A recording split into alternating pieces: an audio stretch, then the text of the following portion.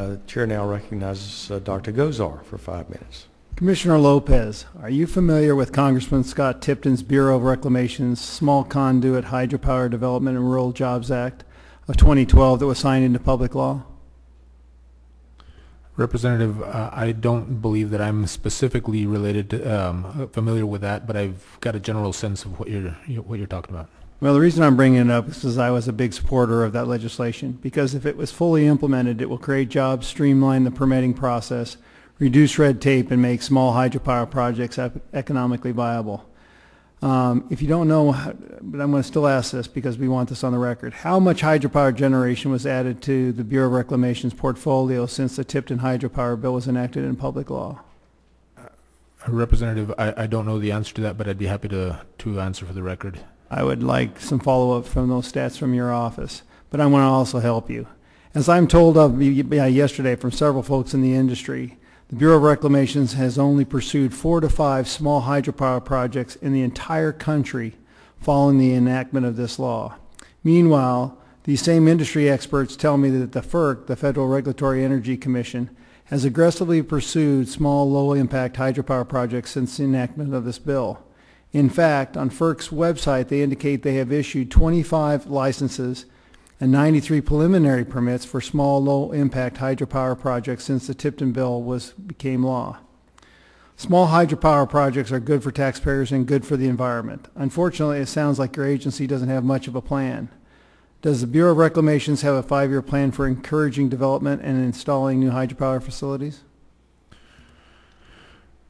Representative, what I'm familiar with is I know that we are doing a lot to encourage things like the lease of power privilege option, which would allow us to work with our customers to set up mechanisms by which they can finance the capital needs, and then they get some of the benefits of the hydropower. And we've been doing some of that. I don't think that's exactly in line with what you're asking. It's not. But we are encouraging that.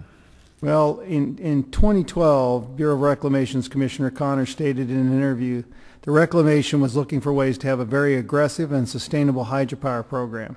He identified a 2011 Bureau of Reclamation's assessment which identified 190 existing facilities and other sites for new hydropower generation units.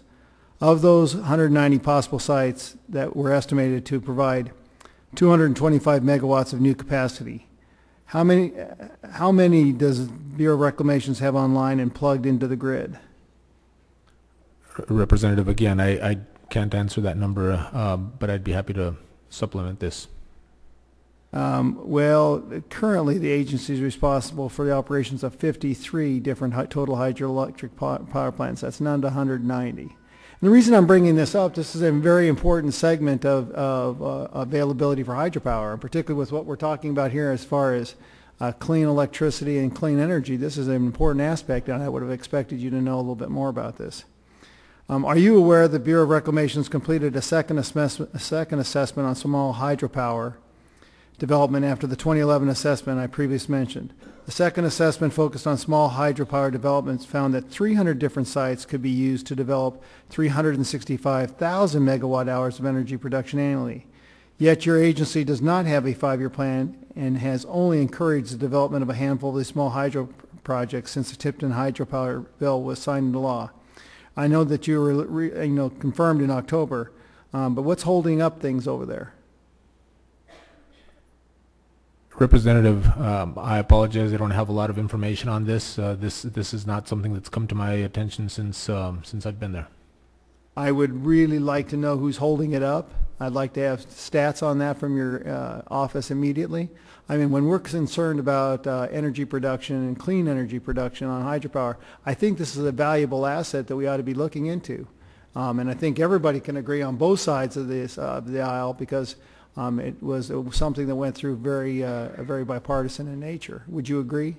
Representative, I would agree that this any additional hydropower that we can get out of existing facilities is very important to us. And this would be very important for BOR to step up and immediately start looking at trying to comply and trying to help out facilitate that hydropower being built in the allocations. I mean, 300 different sites is a big deal. I agree. Okay, I yield back.